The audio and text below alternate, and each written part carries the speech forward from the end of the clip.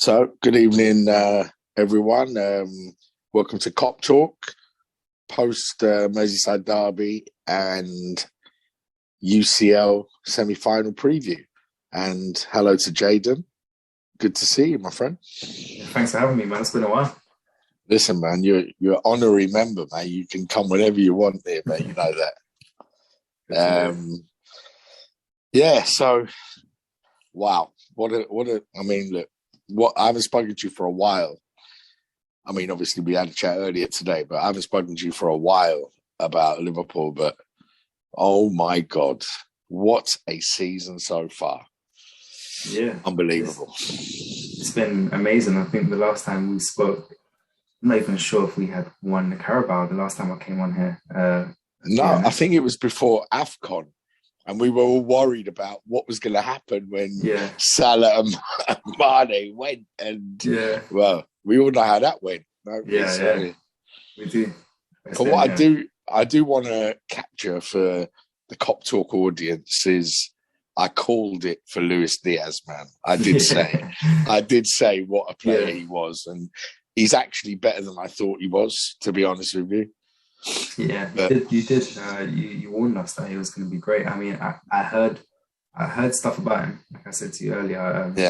But the Portuguese league is sometimes hard to draw comparisons from. To be honest, it's gone up in the UEFA coefficient ranking. To be honest now, so I think it leapfrogged France, maybe, I believe, something like that. But it's quite high now, Portugal. Listen. There's some decent players in there, man. There is.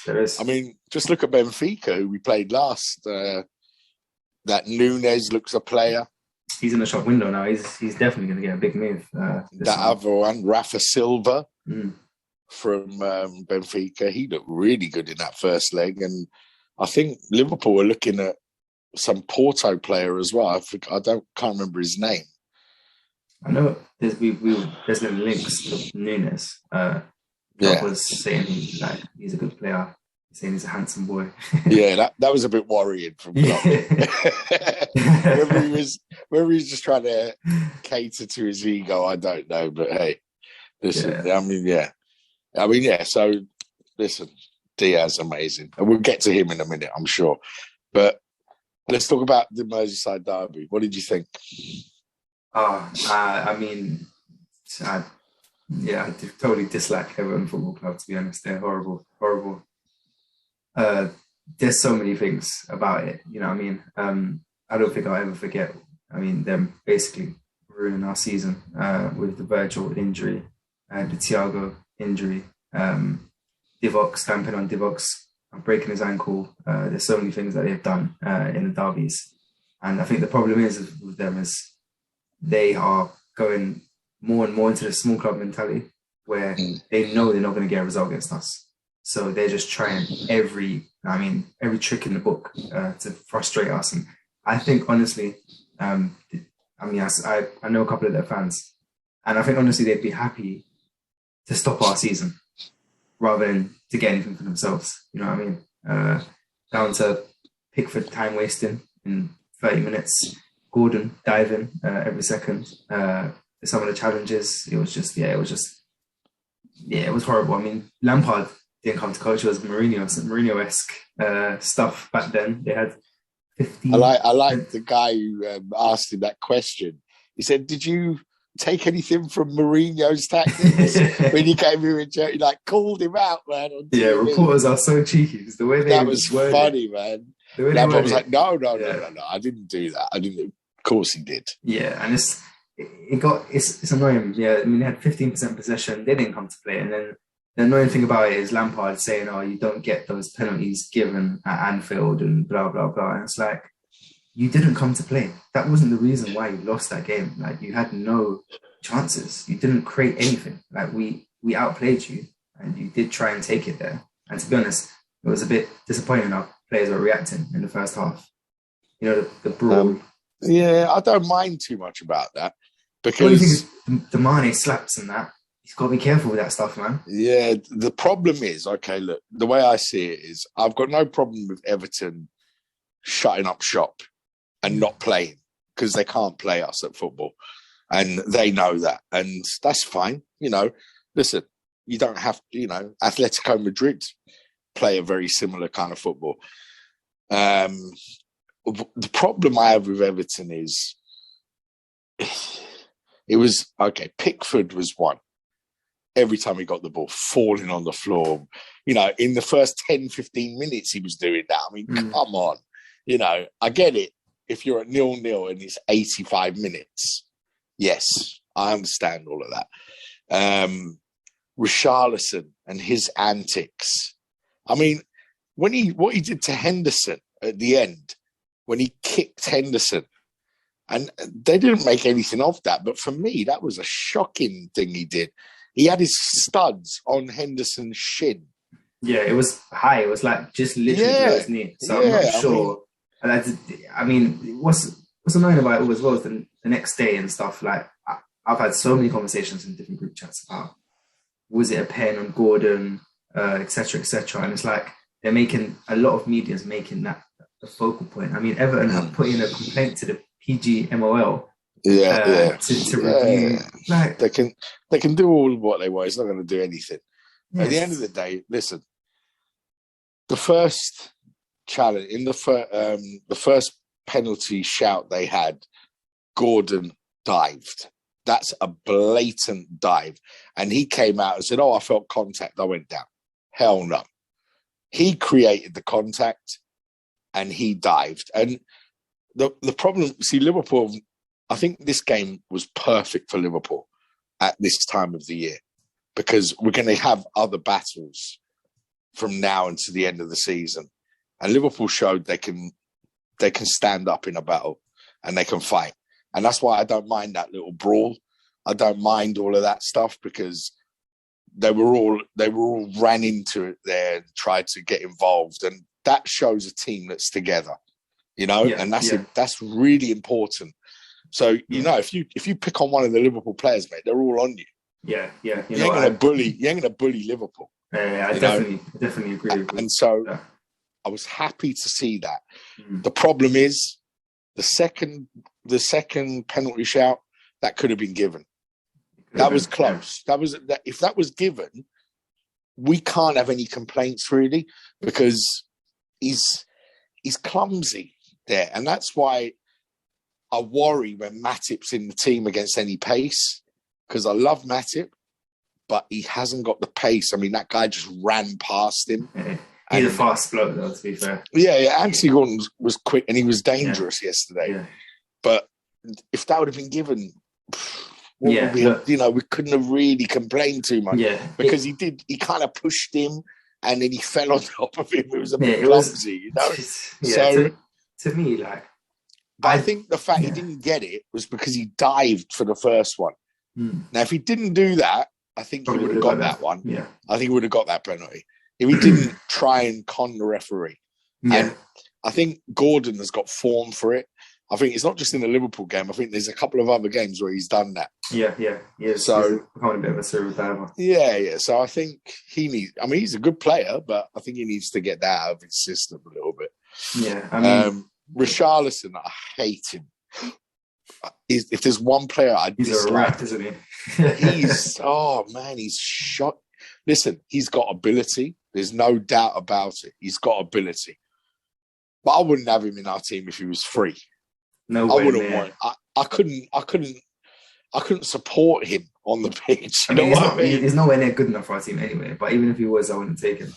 Yeah, I just don't like him, man. And he caused that problem, he caused that brawl. Yeah, he went down for nothing. He went down because he headed the ball. No. No, that was another one he went down for. Yeah, he headed the ball away, and then went down. Once the ball went clear, he fell on the floor like someone hit him. Then he went down because I think Thiago. Look at Thiago compared to him, size-wise. And I think Thiago just left his hand and it got him in the sort of around this area. He went down, and then the Everton players were kicking off because Liverpool stopped actually, and the ref said carry on. Yeah. And so they carried on, and then Decore hacked down Fabinho. And that's when it started. But yeah. for me, look, I didn't like Everton's tactics. I really didn't. And two things for me, and then I'm going to shut up, and then you can talk a bit more about Everton and the game. Three things. I love when Alisson caught the ball at the end and dropped to the floor. Amazing stuff. Quality. Now, that is what you call someone who's been watching the game. Yeah. He was watching. I mean, obviously, he's in the game. Yeah. I know it may sound stupid me saying he was watching the game, but he was watching what that guy was doing. Yeah.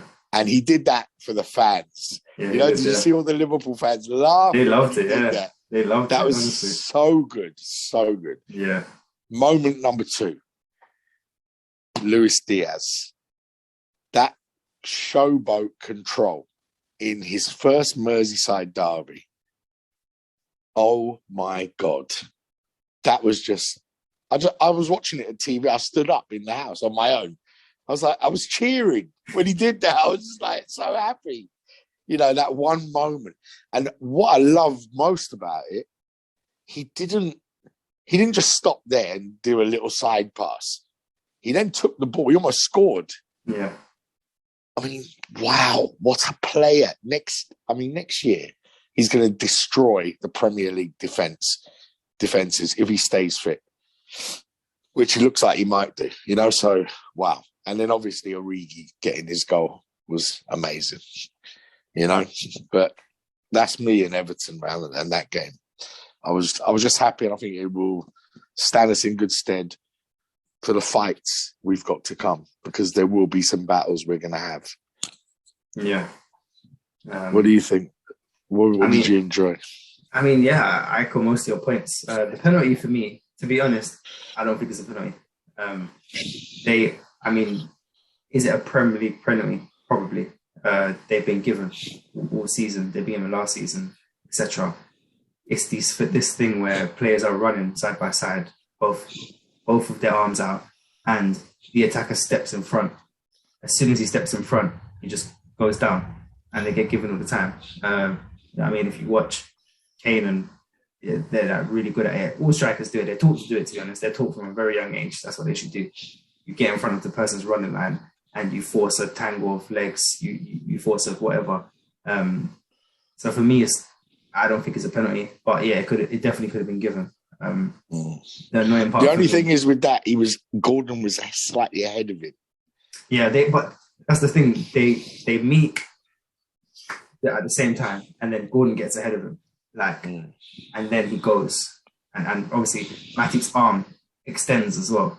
So yeah, I've seen them given as well, and if it was given, I'd be a bit like, okay, cool, it was soft, but can't complain. But I think going with the referee's decision was right in this instance. Well, if you remember, a couple of years ago, Van Dijk gave a penalty away similar to that one. Wasn't it Lovren on? No, I think it was Van Dijk. I'm sure it's Van Dijk and Calvert-Lewin. No, it was Lovren and Calvert-Lewin. Yeah, I remember exactly. Was it Lovren? The tap, he didn't even, basically in his back, he got in front of him. Yeah, that was Lovren and Calvert-Lewin. So, that's enough. All right. Yeah, that's so it's very, and it's same end as well. Yeah. It's like, it's same end. It's like, I get it. You feel contact, you go down. And I'm not even mad at players for doing that, because it's the refereeing precedent that's been set, which is why they have to do this, because it's winning the points for your club. Like, you have to do it. I would want my players to do it too. I think that's the officiating needs to get better in that sense with those kind of things. So I'm not mad at it, but I'm happy that it turned out obviously the way it did. The annoying thing for me is that it kind of becomes a story. And if you look at Twitter, if you look at Instagram, if you look at anyone talking about penalty, and it's like, that's not the point. It made, you guys got outplayed in every way, There was no sort of, you didn't even trouble the keeper. We got the points, that's all that matters, and they're going down, so good. Lampard, I said, as soon as Lampard got appointed, I said, Lampard is a terrible coach, and it would bring me great joy if I could get a double whammy and relegate Everton and Lampard at the same time. That is just... And then we win the league as well. Yeah. Oh my God, what a celebration. We're going to have to I don't want to joke about it, but there'll be Everton fans going missing, man. They'll be disappearing. I was going to say that. Yeah, I was going to say that you have to check on your Everton friends. I don't want to actually say what I think on this. Check on your Everton friends if that happens, because it's going to be a long summer for them. Boy. Yeah, I mean, the game was. I don't think it was a particularly enjoyable game. No. I liked it. I mean, I loved Origi's header. I think that's what my favourite moment of the game. And to be honest, I actually had a bet up like there, and I was like, Origi come on, and I thought, let me check the odds on this. Origi's going to score next, surely. And I was like, you know what, let me just leave it, it's fine. What does he do? Pops up with a header. I was like, you know what I mean? But it just kind of, as well for me, to kind of... I'm telling you something now. I don't think that's his last big moment for us. No, I don't think it is either. I mean, we're going to... I think there's a couple more coming this season.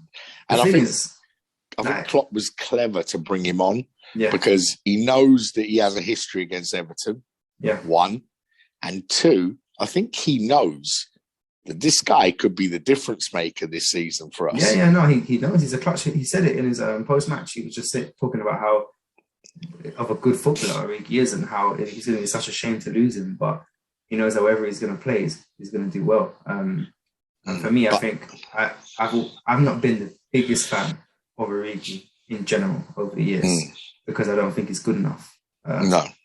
But you cannot deny the man's legacy. You cannot deny that he has got ice in his veins, that when we need a goal and we need a little bit of magic / luck, he's always at the end of it. But, you know what I mean? He scores big goals. The Everton one, it's Pickford when he's hit on the bar. The Wolves one, that's basically got us top 4. The Champions League one, like there's so many moments where... The Newcastle goal? And he just, like, he scores these goals and it's like, I mean, Wolves this season, it was 0-0 in the 90th minute and he scores. Yeah. And he scored, his other goal was against West Ham.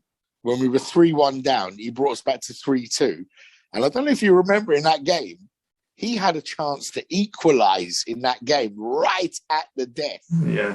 And he did, I think it was like a soft shot or whatever. He didn't get a good connection.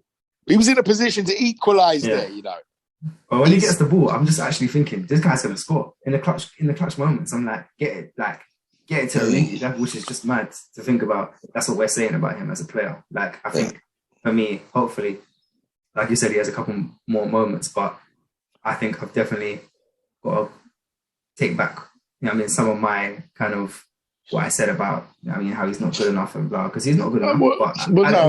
I think on this show, none of us hate Origi. We love Origi. He's a legend of the club. He's a cult hero, isn't it? Yeah, and he will always... I think he's more than a cult hero. He's an important part of this story. No, he is. He actually is. And I think he's always going to be remembered as such. And, you know, I don't think there's a Liverpool fan anywhere that would wish him anything but the best wherever he goes. You know, and wish him all the success that he could have. Because he's been such a fantastic servant to this club. Yes, I mean, selfless, you know, just sacrificed himself for the team. All right, he's well paid, he's won trophies, but to not play football when you're a footballer and to just be there and called upon in key moments and deliver, which he's done most of the time. Every time, wow. Special. Amazing, to be honest. And I think you referenced something. There was a time when he was unplayable, and that was right before he got injured in the Merseyside Derby. And I think that's why he's punished Everton ever since. Because, seriously, it's either he's punishing them or it's karma. Because I remember that game. He scored a goal, right? I think Sacco scored. That was when Sacco was playing. God, look how long ago we're talking about, right? Sacco scored a header. He scored, and I think we were a couple of goals up.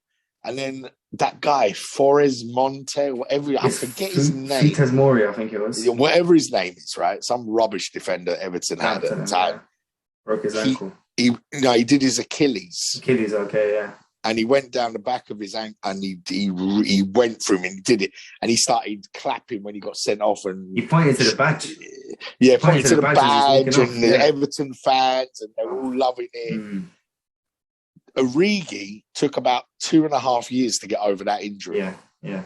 And before that point, he was starting a lot of games. He was getting a good run of form. He scored in the games against Dortmund in the Europa League. Yeah. I remember away he was played. He scored there. At home he scored as well. He was scoring a lot of goals at that time. Yeah. You know what I mean? So I think when Klopp first almost came, and he was using him a lot, you know. So listen, I mean, I'll always remember him fondly, but I've been saying for the last 2 years he shouldn't be at Liverpool, because he's not playing, one, and two, I mean, when Salah and Mane look at the bench and see Origi, they know that Klopp's not really going to bring him on. Yeah. Right? Really? Yeah. But you see, now, the way the season has panned out this season, and the way he can have like 5 subs in Europe, he will include Origi in some of these games coming up now. Yeah, and I wouldn't be surprised to see him come off the bench and score a big goal for us in one of these Champions League. If we need a goal, he's going to be there, dangerous. And I think it's not even just us as fans that know about it. The players know as well. I mean, the opposition players, our players, the opposition keeper, it's these things that do make the difference when you know that a player is clutch, and the players like the whole it's explored in the NBA quite a lot, and American sports. They talk about the how clutch a player is, and it's a really elusive thing to measure, and it's just how good you are in situations that are extremely high pressure and demand extreme concentration. I think they've got a stat in NBA for clutch offensive, something like that, where basically buzzer beater shots in the last possession of the game, etc. But in football as well, I think in more years we're going to start to explore it more. And Origi has got that. It's let's say Ronaldo as well. Yeah. He's got that, the kind of guys that they never stop thinking that they will achieve their goal, or score a goal, achieve the impossible until the last second, and they're always ready. Origi always for the Champions League goal he scored against Tottenham. It was like he had rehearsed that 10 times over in his head before he did it, and he just did it. And then he's just as soon as he scores, he knows it's going in. It's crazy. I was side on to that shot in Madrid in the stands. I was watching that and I was like, oh my God. When that went in, man, I just started crying. Yeah, honestly, I knew we'd won the game then. I knew we'd won. I was in Liverpool and it was when he scored that goal. Yeah. Because when it was 1-0, it was tense. Yeah, it was squeaky bum time for For real. For most of that game. Yeah, everyone was quiet. And then, because they had all the ball, didn't they? Obviously not really, much, but what they had, it just was anything was appeared, because you're so desperate to win. We were so desperate to win that trophy. But number one, for me, we would have never heard the end of it if Tottenham would have beaten us in that final. Oh my God, we could win 25 Premier Leagues and they'd sing, "We beat you in Madrid," and we'd always hear that. So thank God that never happened for that reason alone. And two, because this team so deserved the trophy for their efforts that season. That I was just so desperate for them to win it. And so it was just, what a release it was when that second goal went in, man. People were crying, man. Grown men were crying on the floor. Yeah, it was nuts. I mean, I was in Liverpool in the arena, and I think I've never hugged so many random men in 1 minute than I did back then. I actually came up with a United fan as well, funny enough, because he was he just wanted to feel what it was like to win. He's kind of he's weird. He's not like any United fan I know, not bitter at all. It was just kind of he just wants to just enjoy the atmosphere, drink it in and stuff. I was just you know what? No one else is going to come with me, so come up with me. And then Listen, I'm always suspect of other fans that want to come and soak up our atmosphere. It's I'm just look, if you want to convert, You know what I mean? We're here for you. You know what I mean? I've got an old top you can use. I know some Arsenal fans that have come to Liverpool games and that, and I've got a good friend of mine who's an Arsenal fan who came to the Man United game recently the other day. And he enjoyed it, he loved it. But yeah, a Man United fan coming to Liverpool, that's a bit of a worry for me. You didn't tell anyone. You didn't tell anyone. I just said, look, keep that to yourself. He's not a crazy, he's not like a massive crazy football fan. Okay. You know what I mean? So it was all right. It was all right for him. All right, I think we've done Everton. So, Villarreal Wednesday. Now, I think we should win, but this is not going to be an easy game. I expect them to play a lot like Atletico Madrid, but without the nastiness. Yeah? So they'll be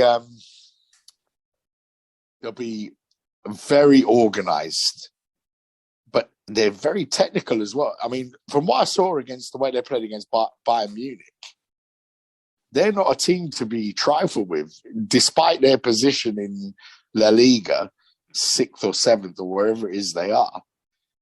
They outplayed Bayern Munich for long periods of those games, from what I saw.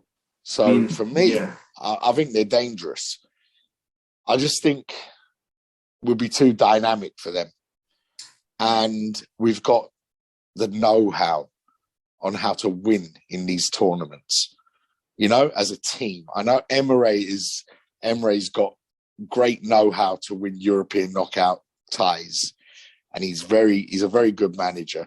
But I think our team is just too good at the moment. And I think they're in such that space, you know, that space where everything is purple. This is where they are right now. This is where they are. And you're gonna have to be a very good side to beat us. Yeah. Very, very. I mean, you beat us. Tip the hat, mate, because you did it. You did well. Yeah. And I don't know. It's going to be a tight affair, but I think we'll win. And yeah, I mean, look, I think I've been saying it all along to most people. If at the beginning of the season someone said to me, right, to get to the Champions League final, you've got to beat Villarreal over 2 legs, I'd have said, all right, where do I sign? Where do I sign? Here, there, over there. Come on. I mean, it's a dream tie for us. Yeah. I mean, I think, I echo some of the points that you were making. I think the problem with Bayern underestimating Villarreal, there was already talks about who their next opponent would be from the camp and stuff like that.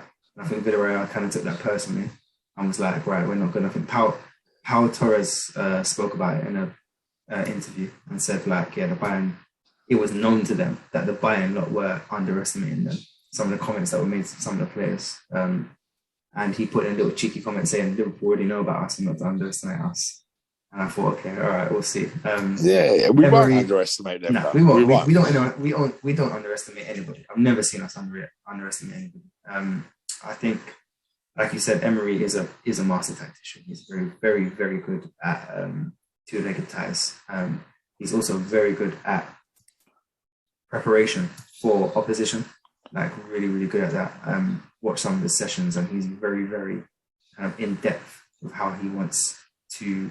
You're going to see, that's the thing with Villarreal, their problem because they adapt so well to other teams' systems. So we're going to see, I think, a lot of wide attacks down the channel using Danjuma. He's in a rich vein of form as well, as of late. Yeah. I think he's going to be attacking. They're going to target Trent. We know that. They're going to attack him hard, and I think Danjuma's going to be like, to be honest, if we silence him, we'll do really well because he's one of their main threats. But like you said, I think at this moment we are just too good of a team to be losing to Villarreal over 2 legs. Well, Moreno he's their key player, and apparently he might not be playing. Yeah, apparently he might be injured. But yeah, I mean, Champions League semi-final, you don't take anything for granted. No. A substitute can come and play and score well. Listen, they're dangerous, but we got to remember they're 7th in the Liga. So Yeah. we should be better than them. But we'll see. You know, listen, for me, 2 things. Konate has to play in this game, number 1, for his pace to help Trent. Because they've got pace up front, Villarreal, and they're going to be trying to come behind Trent.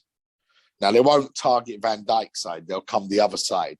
Yeah. And we need pace there. Matip got exposed by Anthony Gordon. No disrespect, Villarreal got better players than Anthony Gordon. Yeah, they do. So, you know, I'd be putting Konate in there, number 1. And number 2, Diaz has to play. For me, now, I mean, it sounds ridiculous, but I'm actually disappointed when he's not in the team. Yeah. That shows how good he is, or how good of a start he's having to his Liverpool career. It's just absolutely astonishing. Man. I'm actually can't wait to see him play again. Yeah. I'm actually looking forward to seeing him play.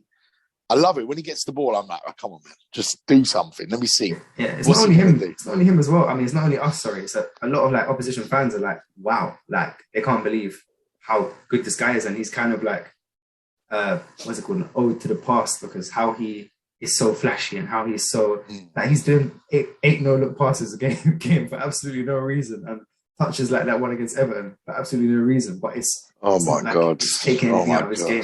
It's making him effective. You know what I mean? Yeah, but and he's not just showboating for showboating. No, yeah, he's showboating, but then there's an end product. Yeah, like when he took the ball down like that, and then he ran, and he almost scored. Yeah. Pickford just about kept it out from a tight angle. What he reminds me of Suarez when Suarez first came to the club. Yeah. Suarez came in January as well. And Suarez had that instant impact where he just looked, this is a Liverpool player straight away. That first touch he had on the football field, when I saw him, and he was against Stoke, I remember that game. He came on and he just walked on the pitch. He said, this is my home. Yeah. I'm here. I've arrived. And he just owned it. And he also reminds me a bit of when Mane first came to the club. He's got that X factor. Mane's game's evolved now. Mane's a different player to when he first came. Yeah, of course, yeah. But when Mane first came, he was this exciting winger, that X factor player. And Mane, who is my favourite player from Liverpool right now, right? Who is? I mean, Diaz is almost coming up there now, I'm telling you. But Mane's my favourite player. Just for the human being he is. He's so humble, and just the way he plays. I love him as a character. He's such a fantastic person. I watched his documentary. He's humble. He's got humility. He helps. He never forgets where he came from. All those kind of things I love about him. Yeah. But when he first came to Liverpool, he made me forget about Suarez. Yeah. Until he came, I hadn't forgotten about Suarez. I hadn't got over the fact Suarez had do you know what I mean? Yeah. And that sounds crazy, but that's how I felt. And so for me, this Diaz he's the next superstar in world football for me. That's it. Next year, he's going to torment and terrorize every defense he plays against. Serious. Yeah. I'm telling you. If he stays healthy. Yeah, but Villarreal, look, man, I'm looking forward to the game, but we've just got to keep going, you know? I think we can. I think the games we've had recently have prepared us for this. The Man City game at Wembley, the Man United game, the Everton game. Now, before those 3 games, you wouldn't have thought we'd have won all those 3 games. Yeah. Yeah, you would have thought, Man City, it's going to be tough. All right. Man City had a couple of key players out, or they didn't play them for whatever their reason was. Man United, okay, we know we're not playing Man United of old, but it's still Manchester United, you know? this is a team, a club that would love nothing better than to derail us. Yeah. So to beat them in the fashion we did, I mean, I thought we'd win the game. I didn't expect it would be that easy. And then obviously Everton. After the Man United game, you were thinking we're going to destroy Everton. They're rubbish. They get relegated. Yeah. It was a tough game. Yeah, it was a tough game, yeah. And Everton had chances. Yeah. Everton had chances and we were a bit sloppy. Trent was not on his game. Matip was okay, but, you know, it wasn't a great performance by Liverpool until Klopp made the substitutions, and then it changed the game. And, you know, we rode our luck a bit as well, maybe. Certain decisions went our way, which is what happens in a season. But, yeah, it was just, I think these 3 games have prepared us for what's coming. Yeah, we've seen it every way now, haven't we? So Yeah. Well, let's hope and pray we have another great week, because that's what it's been so far. Great week after great week. It has been, yeah. It's good. And we're passing all the tests, so let's just keep going, man. Keep our head down, keep going. Be humble, respectful to the opposition, which we always are. And I'm just looking forward to Diaz, man. Wednesday. I'm just waiting. I'm just waiting, anticipating. All right, then, man. Listen, thanks. By the way, what do you predict? Do you predict we go through? Champions League? Yeah. Yeah, I think we're going to be too much for them over the 2 legs. I would be extremely, extremely disappointed if it wasn't. I don't think it's going to be easy. But like you said, I just think we are too much for them. Quality-wise, form-wise, every area, you know what I mean, on paper, on pitch, everything. So I think, I'd say we're going through. Yeah, I like that prediction, and I'm not going to argue with it. Yeah, I'll give it a little 4-1 on aggregate. Okay, I'll take that too. Yeah. Yeah, I just want us to have a good performance now on Wednesday. We need a good performance. Let's take it away from them in this game, you know? And then you can relax next week a bit. Not make stupid changes, but make some changes. Yeah. Keep the squad fresh. Yeah. All right, then, mate. Listen, lovely talking to you, man. Let's catch up soon, all right? Yeah. Hopefully it's more good news and yes, more good things to talk about. Yes. And good luck with your good news as well. Yeah. Thanks, man. All right. Listen, take care. Stay well. And we'll talk soon, yeah? You too. All the best. Bye-bye. Bye.